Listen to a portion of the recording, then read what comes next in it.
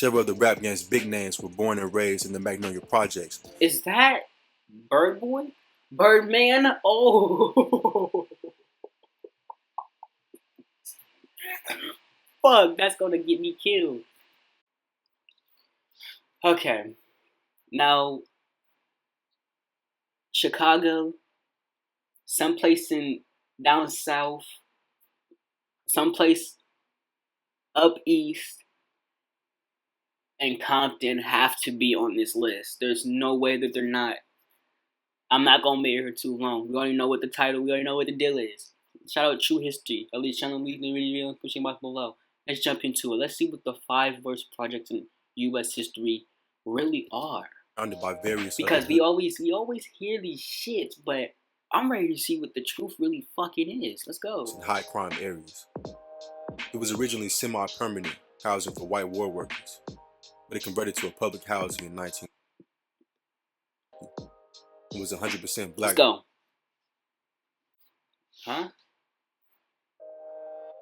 Jordan Downs was built in 1944. It had 700 units and 103 buildings in total, ranging from 1-bedroom to 5-bedroom apartments. Look at it. It looks. It's completely surrounded by various other hoods and high crime areas. It was originally semi-permanent housing for white war workers, but it converted to a public housing in 1950. It was 100% black by the 1960s. Mostly immigrants from the South. It grew a bad reputation quick in the 60s. Many residents were unemployed and relying on welfare. Where are we? We're in the Jordan Down Project. We're in Watts. We're in extreme poverty. So this is poverty down here. You know, you got house niggas, you got field niggas. These are field niggas. This is where slaves migrated from the South to. And from here is where gangs all started from, what they proclaim. But from here is where people migrated to. Wait. Did he just say gangs started in Jordan Downs, L.A.? Into the house district. These are the projects right here.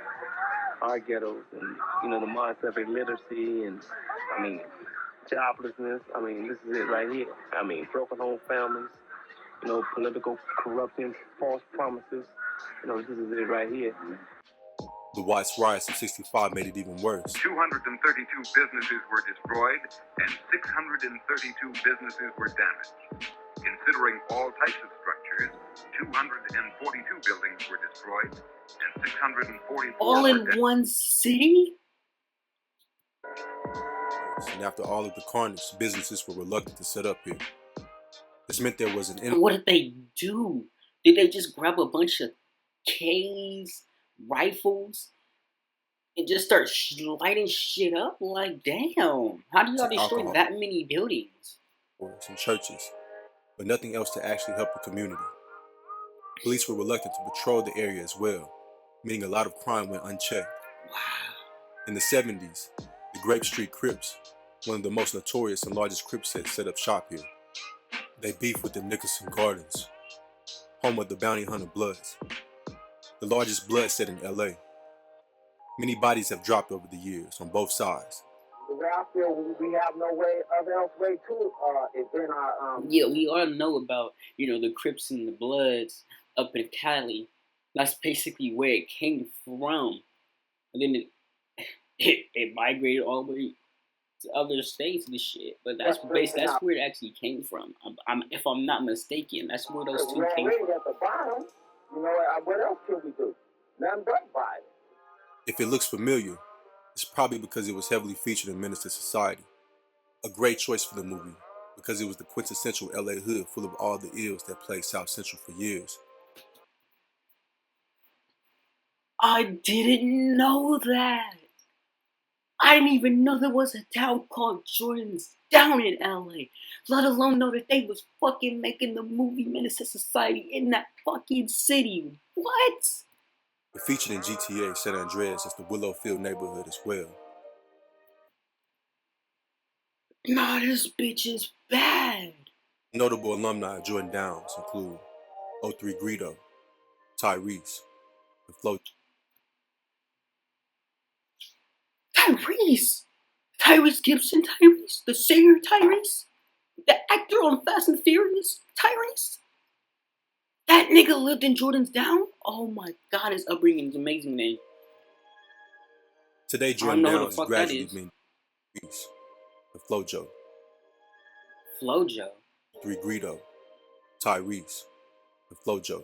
Flojo? Is that Flojo? Holy shit. Today, Jordan Downs is gradually being destroyed in favor of the new, more appealing apartments. Wow. These 28 identical lifeless buildings were built in 1962 in Bronzeville on the south side of Chicago. It was the largest project in the country at one time. It was more like a concrete maze and had no trees in sight. Chicago had many segregation laws at the time. Look at it. Oh. That looks Still depressing. to this day, one of the most segregated cities in America. From the jump, things were bad at Robert Taylor.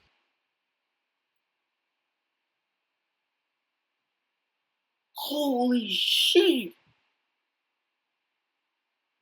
I'm surprised there's still that much there's that much Asian. Oh my god. It was built for 11,000, but held 27,000. It soon became one of the top 5 poorest areas in the country, with mostly single parents.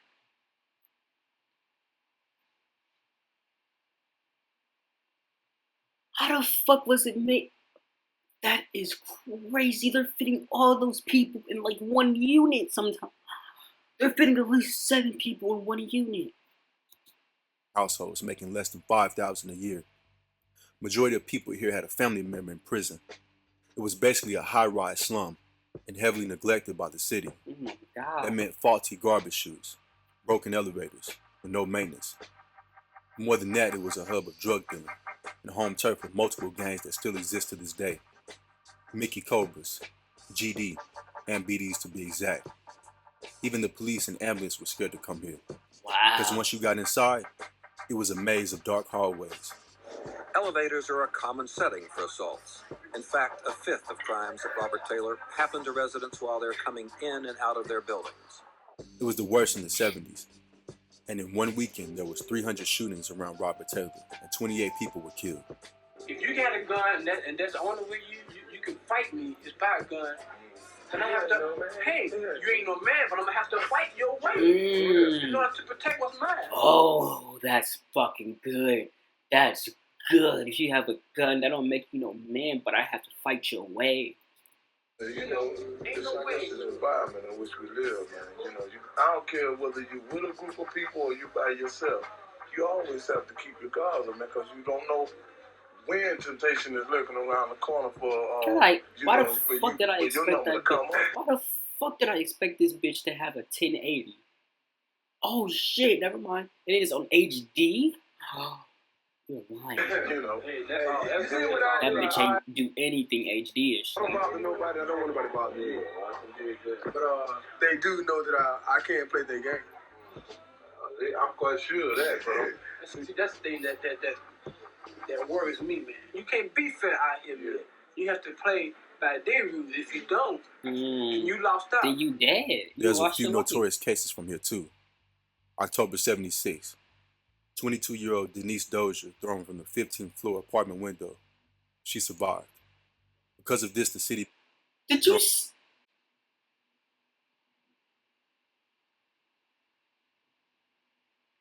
Did you say a 50-story building? Did you say a 50-story building? From the 15th floor apartment... A 15th. What the fuck was under her? 60 fucking soft ass mattresses? How the fuck did she survive a drop like that? She survived. Because of this, the city built fences to enclose the balconies. And the project looked more like an asylum than homes. Look more like a fucking prison. August 91, Officer Jimmy Haynes was shot by a sniper. He died 2 days later. Some famous faces were able to make it out of here. Mr. T, Corey Holcomb, Kenny Duckworth, Open Mike Eagle. Kendrick's dad made it out of here? And that's how we got Kendrick. All hail from Robert Taylor Holmes. I don't know who that is. Kendrick even raps about this briefly on his song Duckworth, describing his father's story. He raps, he came from the streets, the Robert Taylor Holmes, Southside Project, Chirac, the Terror Dome. Currently, the city moved out all of the residents by 2005. It was completely demolished by 2007. Oh my God. This north side of Chicago. Oh my God. Oh my God. If that nigga didn't make it out of here, Kenshin would not even be here. Project was home to 15,000 and was the largest That is 2 cities in Chicago. project on the whole planet at one point. Ironically, it was on the richest side of town, built right in between the richest neighborhoods in Chicago. Lincoln Park and the Gold There's Coast. rich neighborhoods in Chicago? What the fuck? And less than a mile from Michigan Ave. The particular area it was built on had always been associated with poverty, starting with Swedish immigrants, then Irish, and then black immigrants. A 1900s map of the area depicts this accurately. Cabrini Green became the poster child for everything wrong They said that bitch called gangland. with the public housing system. It was literally the poorest zip code in the U.S. The city was strapped for cash, or even the lawns were paved over to save on maintenance money. New buildings were built on tight You just said budgets the and had last one was. poor quality. It was rat and cockroach infested and had garbage stuck in the trash chute all the way to the 15th floor. There was graffiti inside the actual buildings. Each building was controlled by different gangs. Gangs even controlled the elevators, and you never knew what to expect once the elevator doors opened. Larry Hoover. Do the gangs control the elevators? Yeah, they do. Yeah, they can control them. At one time, matter of fact, they were hiding up here. And if a young lady got on the elevator, she would jump down and, do what they wanted to do. Let his ass out They there, huh? had guns up there. This is 11. That's 11? Right. Okay. It's pretty dark out there. Yeah. Yeah. And see, that's another thing about these elevators, because you never know what's going to happen when the door opens. The balconies were fenced in to stop people from dumping trash into the yard. It looked more like a prison block or animal cages than housing for people. To top it off, gang members would celebrate New Year's by firing guns in the air. As far as the stats go, it wasn't uncommon for 200 people shot or stabbed every year. In fact, during the 90s documentary on the crime here, someone was stabbed and died minutes later during the actual filming. What? The incident itself wasn't caught on camera, but the sad moments that followed were. The link to that video is in the description. Oh my God. Some of the most high-profile cases out of Cabrini Green were the case of Girl X, which gave Cabrini Green national media.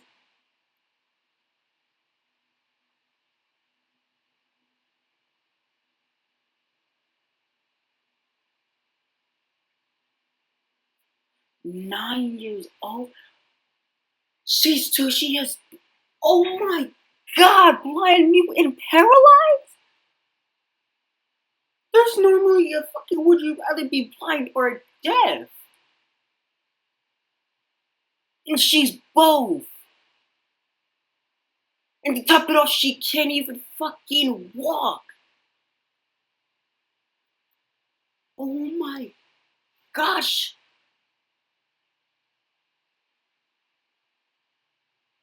This shit says a 9-year-old girl was brutally beaten right and left for dead in a stairwell landing of a Chicago public house apartment building. They didn't give a fuck who you were. You could have been a 5-year-old infant. A 96 elder. They was beating your ass down regardless of who you were. They didn't discriminate. Men or women.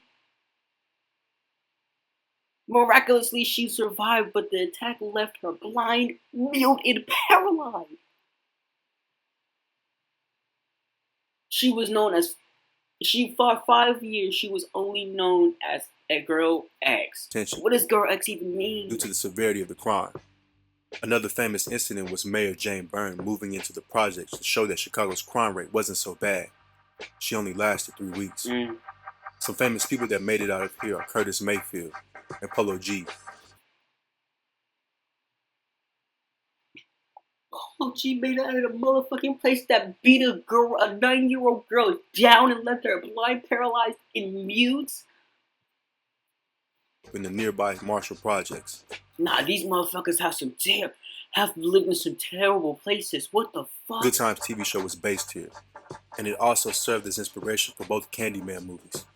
It also featured in Kanye West's Homecoming video. Currently, it was demolished in 2011, and only 2 buildings remain. It looks nothing like it used to now.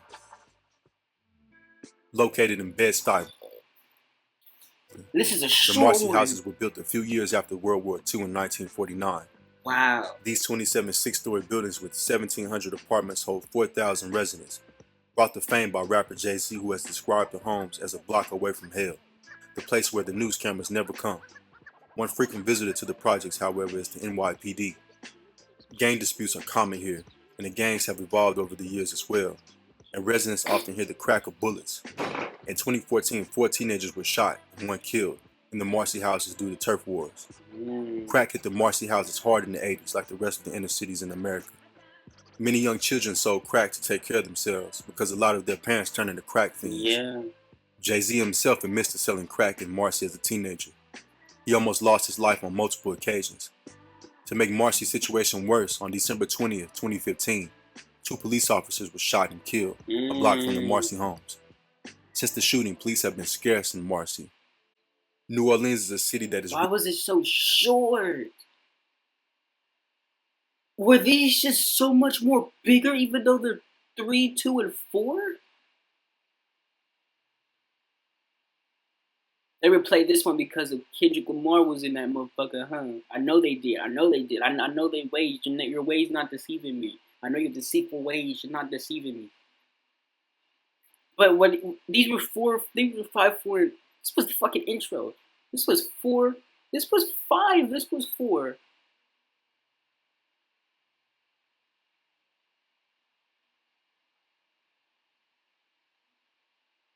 Yeah, these were 5, 4, and 3. But these had the biggest one. Why don't the 2 worst ones have longer segments? In culture, the city is often New associated with jazz. Orleans. New Orleans? The place where jazz was created from? New Orleans? The culinary scene. However, the city has also a much grimier side to it. One that's New a lot Orleans? Damn. tourist friendly. That's the most unexpected place I've ever heard. I thought. New Orleans has a reputation for being one of the murder capitals of the U.S.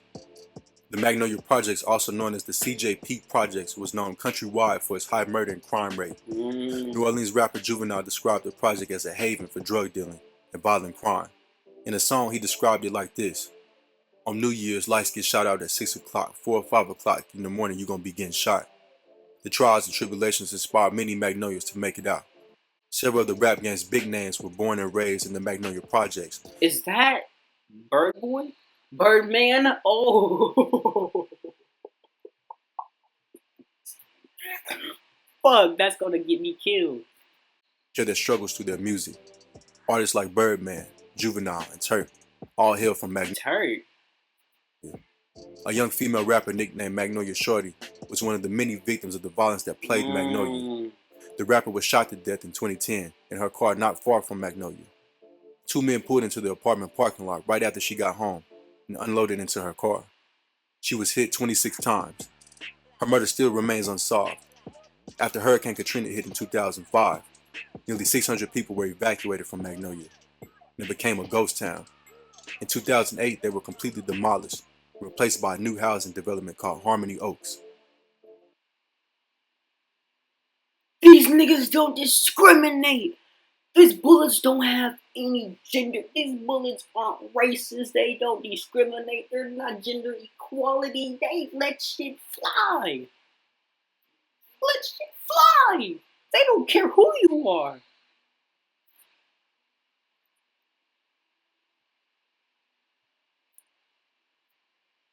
Wow.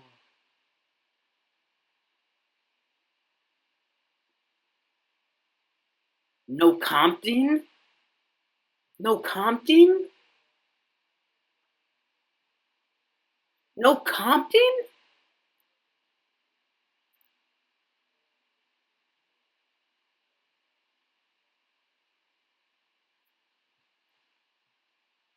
Okay. We about to read one. That elevator footage shows how bad it really was. Imagine the fear that residents used to go through, especially children, knowing anything can happen in a short time and having to walk through these dark hallways.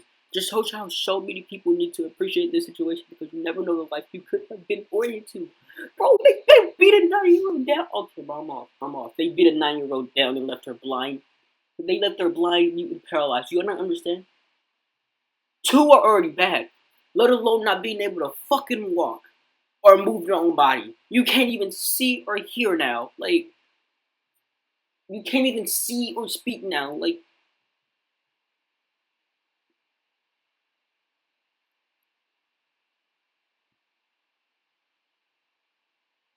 we off.